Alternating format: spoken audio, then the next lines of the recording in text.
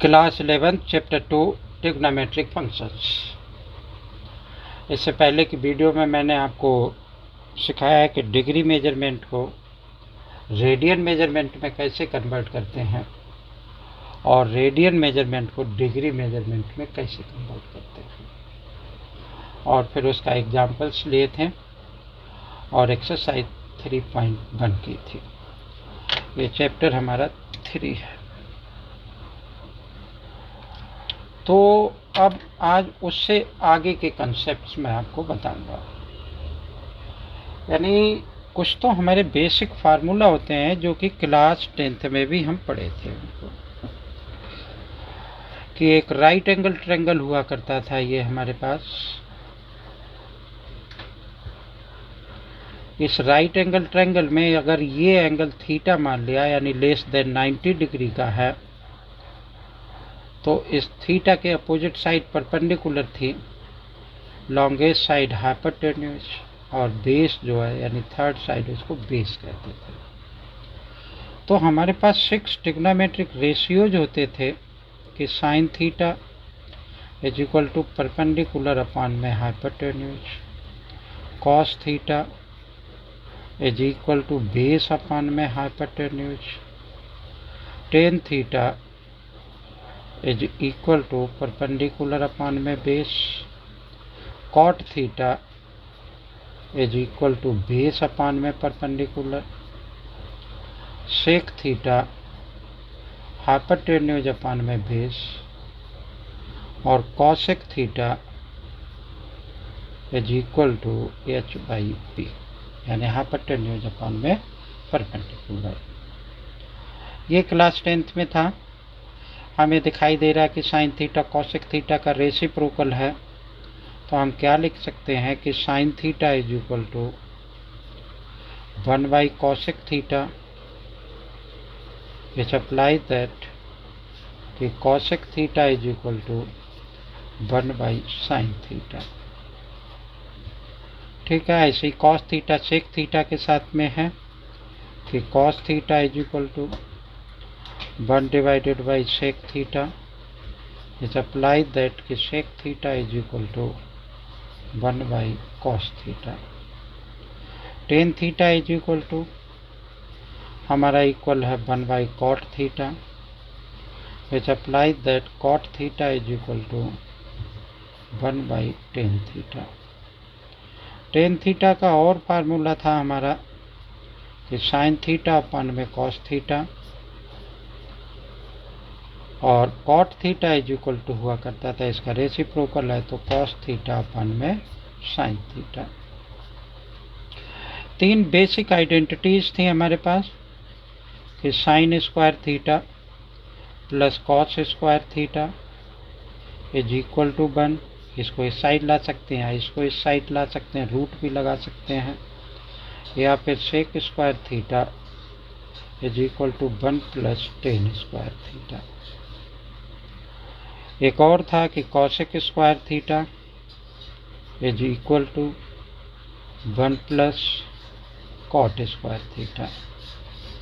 Class 10th में एक छोटी सी ट्रिग्नोमेट्रिक टेबल थी जिसमें 0, 30, 45, 60 और 90 डिग्री की वैल्यूज हम फाइंड आउट करते थे। Sine 90 minus theta is equal to cos theta था, यह भी कंसेप्ट कहाँ पर था। तो हम क्या देख रहे हैं, ये सारे जो एक्यूट एंगल हैं, थीटा एक एक्यूट एंगल है, ये हमारा 0 से 90 डिग्री के बीच की वैल्यूज हैं। यानी अगर हम देखें तो ये थीटा की वैल्यू 0 से बड़ी बराबर और 90 से छोटी या 90 के इक्वल होती थी। इससे आगे की बात हम नहीं किया करते थे। मान लो कि हमने एक ये कार्टेशियन प्लेन इस तरीके से ड्रॉ किया और इसमें हमें पता है कि 4 क्वाड्रेंट हैं। फर्स्ट क्वाड्रेंट है ये सेकेंड क्वाड्रेंट है, ये थर्ड क्वाड्रेंट है,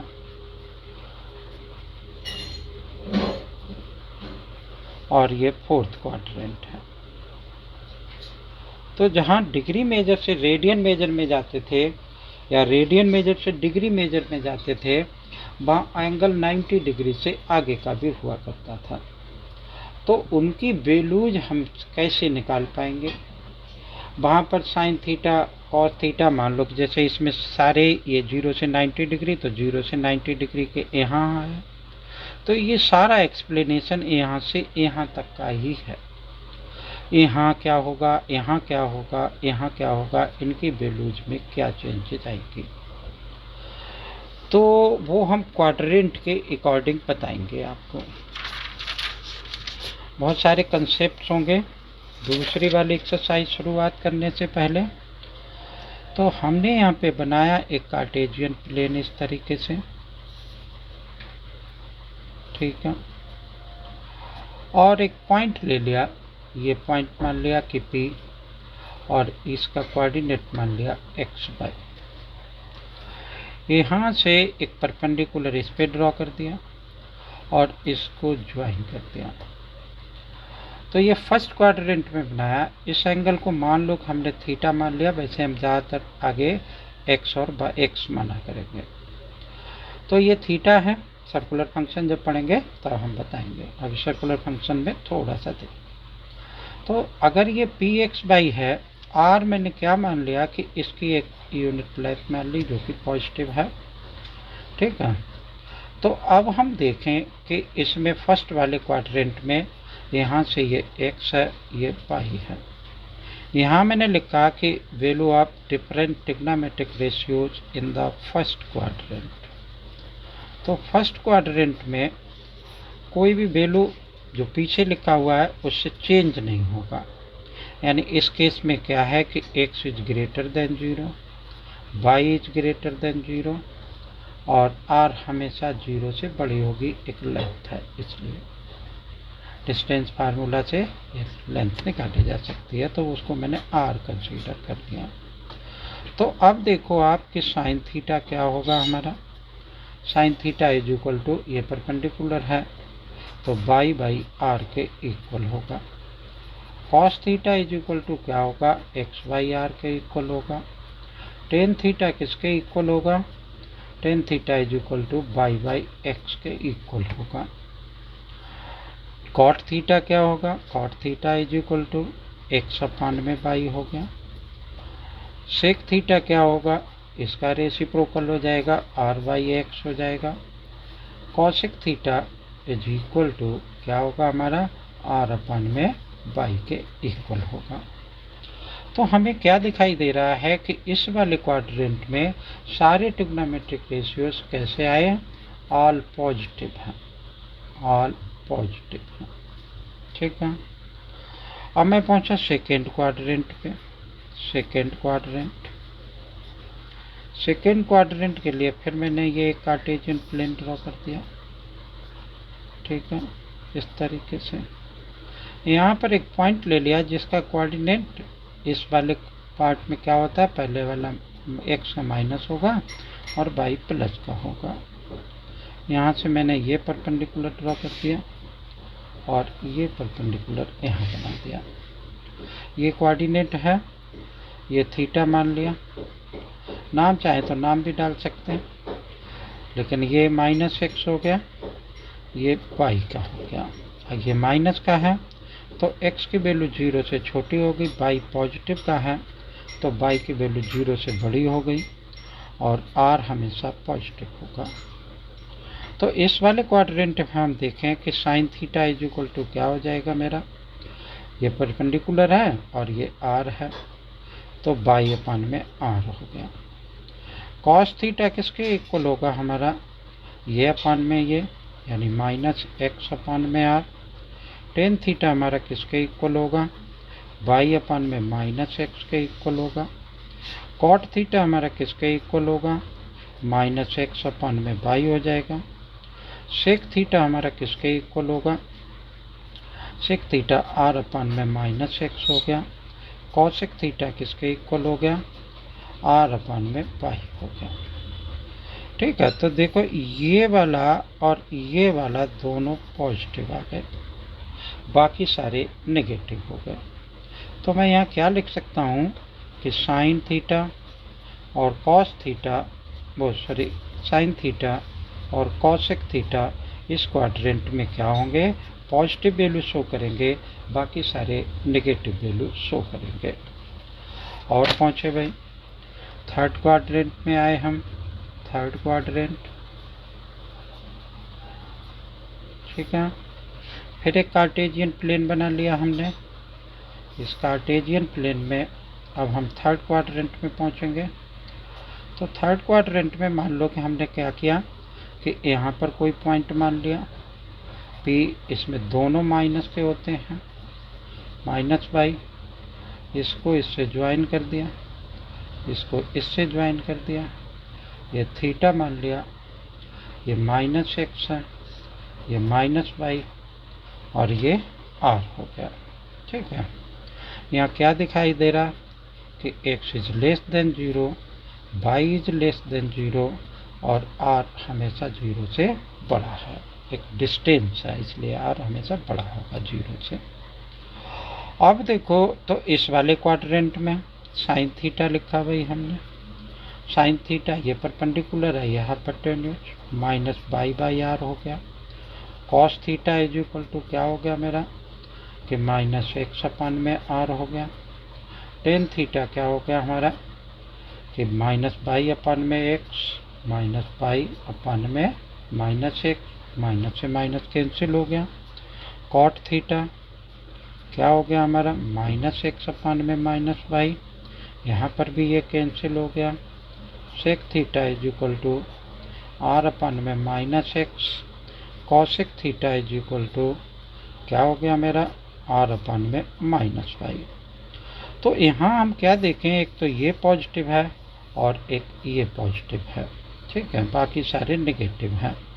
तो मैं क्या लिख सकता हूँ थर्ड क्वाड्रेंट में, टेन थीटा और कॉट थीटा ये दोनों पॉजिटिव हैं, रेस्ट जो हैं वो नेगेटिव हैं। अब हम पहुँचे फोर्थ क्वाड्रेंट में। फोर्थ क्वाड्रेंट फिर एक कार्टेशियन प्लेन बना लिया। ये हमारा फोर्थ क्वाड्रेंट, यहाँ पर कोई पॉइंट मान लिया P, एक्स एक्सिस पर पॉजिटिव होगा, एक्स का कोऑर्डिनेट पॉजिटिव, बाई का माइनस हुआ। इस तरीके से इसको मिला दिया, ये एंगल थीटा आ गया हमारा, ये x हो गया, ये माइनस बाई और ये r है। तो हम यहाँ पर क्या देखें कि x is greater than 0, y is less then 0 और r तो 0 से बड़ा है। तो अब हमने इससे रेशियो निकाले तो साइन थीटा हमारा क्या होगा कि ये परपेंडिकुलर है, यह hypotenuse, minus by by r, ठीक है। कॉस थीटा किसके बराबर होगा एक्स बाई आर के। टेन थीटा किसके बराबर होगा minus by by x. Cot theta किसके बराबर होगा, cot theta is equal to x upon में माइनस बाई।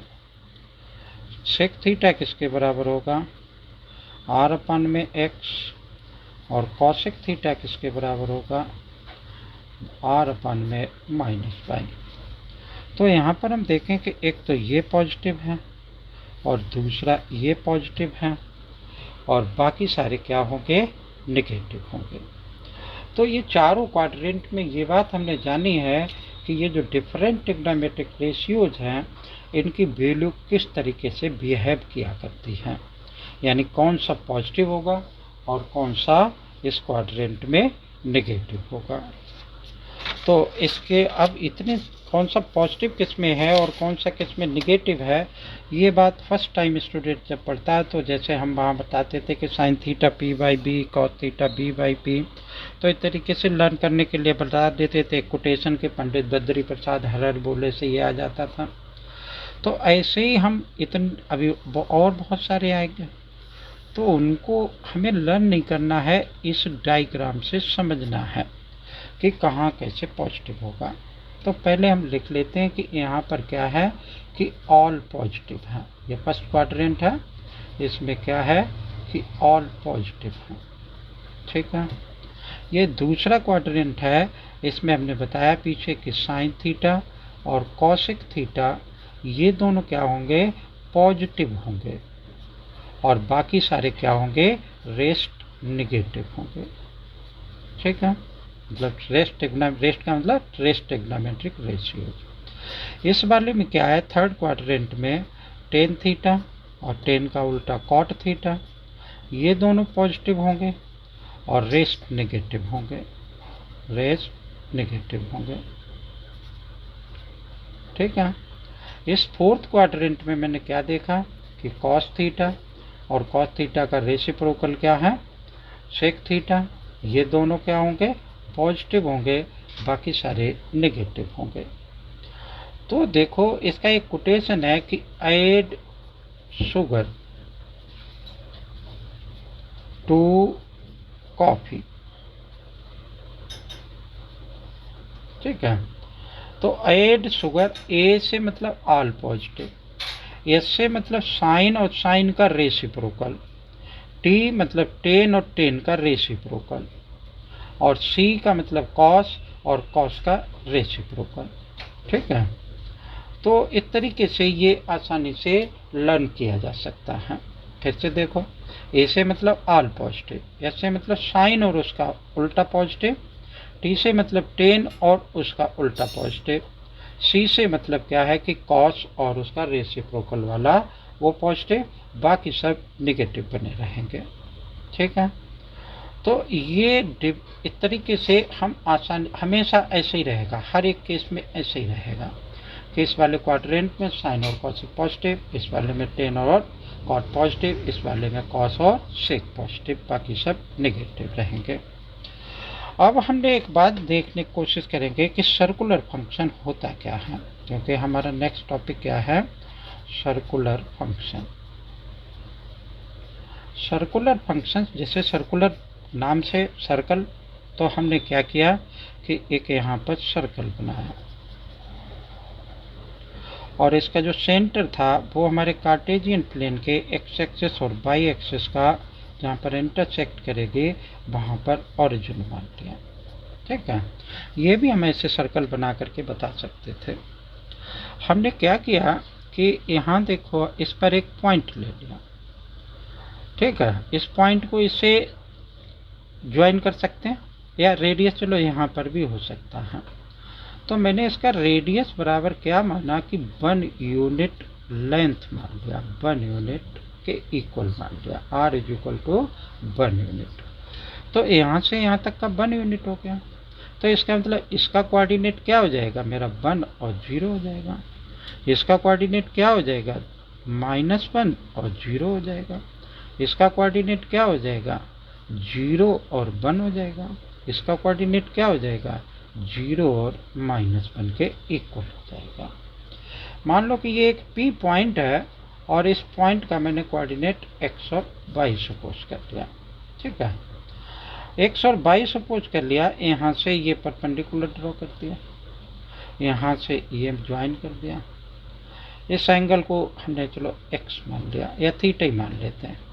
यहाँ से यहाँ तक x हो गया, ये y हो गया और ये r हो गया। r बराबर बन के है 1 यूनिट लेंथ है। अगर अब मैं देखूं कि x की वैल्यू इस वाले डायग्राम में क्या मैक्सिमम हो सकती, क्या मिनिमम हो सकती, तो ये x एक्सिस है और ये y एक्सिस है। तो x एक्सिस पर यहाँ से यहाँ तक की वैल्यू जो है वो क्या कंडीशन सेटिस्फाई करती, -1, इससे बड़ी बराबर थीटा की वैल्यू हो सकती है, x लिख लेते हैं हम, x और 1 से छोटी। ठीक है, अब x की वैल्यू मैं इससे निकाल सकता हूँ, क्या आ जाएगी भाई, x बाई आर, यानी बेस अपान में हाइपोटेन्यूज किसके बराबर होता है, कॉस थीटा के। r बराबर 1 है तो x by 1 is equal to cos theta, तो cos theta is equal to किसके आ गया, x के आ गया। तो मैं यहाँ पर पुट कर सकता हूँ -1, और यहाँ पे लिख दिया मैंने cos theta is greater, cos theta is less than and equal to 1। ठीक है, ऐसे ही मैं y पर देखूं तो y पर भी ऐसे ही रहेगा, -1 से बड़ी बराबर y की वैल्यू और 1 से छोटी। तो अब मैं देखूं कि y अपान में r क्या हो जाएगा मेरा, साइन थीटा हो जाएगा। आर की वैल्यू 1, तो बाई इज इक्वल टू क्या हो जाएगा, साइन थीटा। तो यहाँ पर मैं बाई की जगह पे मैं क्या रख सकता हूँ, साइन थीटा रख सकता हूँ, इज इक्वल टू, ठीक है। अब मैंने क्या देखना है कि तो अब हमारे ये क्या आ गया कि कॉस थीटा की वैल्यू हम चाहे जितने डिग्री का एंगल हो, चाहे हज़ारों डिग्री का एंगल हो, लेकिन उसकी वैल्यू हमेशा क्या होगी, -1 और 1 के बीच में ही लाई करेगी। न तो -1 से छोटी हो सकती है, न 1 से बड़ी हो सकती है, ठीक है। ऐसी साइन थीटा की भी वैल्यू -1 से न तो छोटी हो सकती है और न ही 1 से बड़ी हो सकती है, ठीक है। इसको बहुत डिटेल्ड में और आगे जाकर के हम सीखेंगे। अब देखो क्या होता है कि मान लो कि फिर मैंने एक कार्टेशियन प्लेन बना लिया इस तरीके से।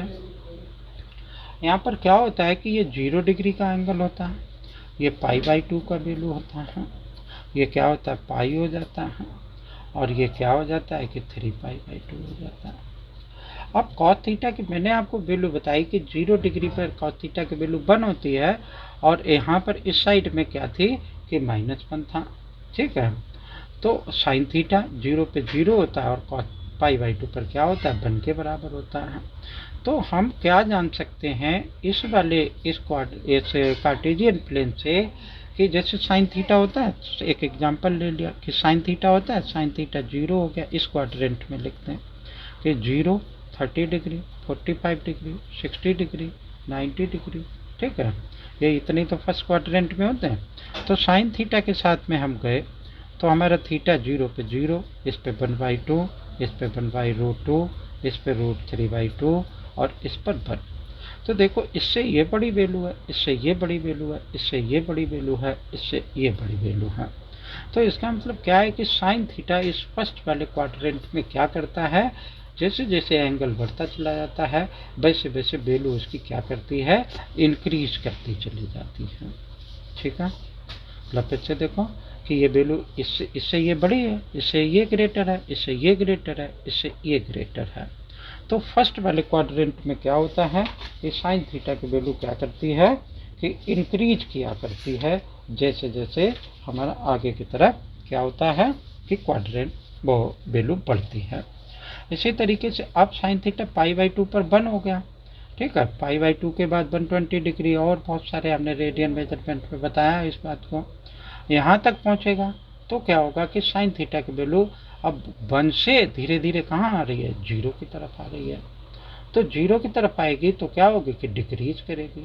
तो पहले वाले क्वाड्रेंट में साइन थीटा की वैल्यू इंक्रीज करती है, दूसरे वाले क्वाड्रेंट में साइन थीटा की वैल्यू देख लो क्या करती है, डिक्रीज करती है। अब यहाँ पर क्या आएगी, साइन थीटा की वैल्यू -1 के बराबर होगी, ठीक है। तो फिर डिक्रीज करेगी इस वाले क्वाड्रेंट में, यहाँ अब -1 से फिर वो 0 की तरफ जाएगी। तो इसका मतलब क्या होगा कि बढ़नी शुरू हो जाएगी। तो इसमें साइन थीटा की वैल्यू डिक्रीज करती है, वो सॉरी इंक्रीज करती है, इसमें डिक्रीज करती है, इसमें भी डिक्रीज करती है, इसमें भी इंक्रीज किया करती है।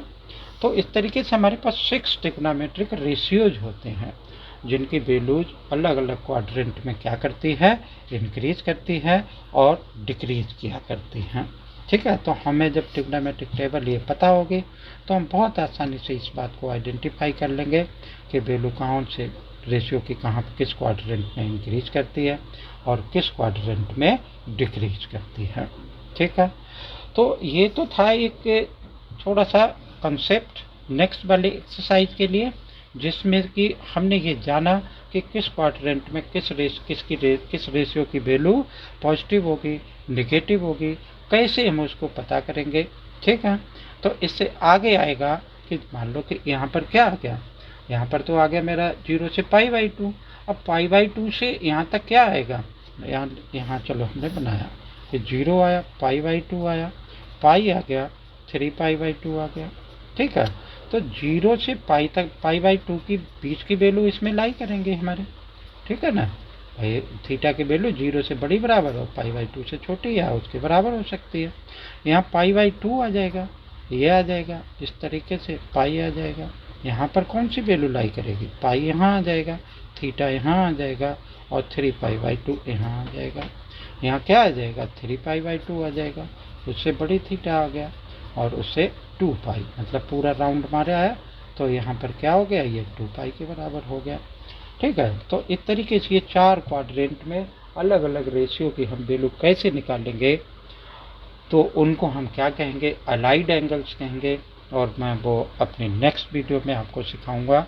उम्मीद है कि ये बात आपको समझ में आई होगी। तो अगर समझ में आई तो वीडियो को लाइक करें, चैनल को सब्सक्राइब करें। Thank you. जय हिंद।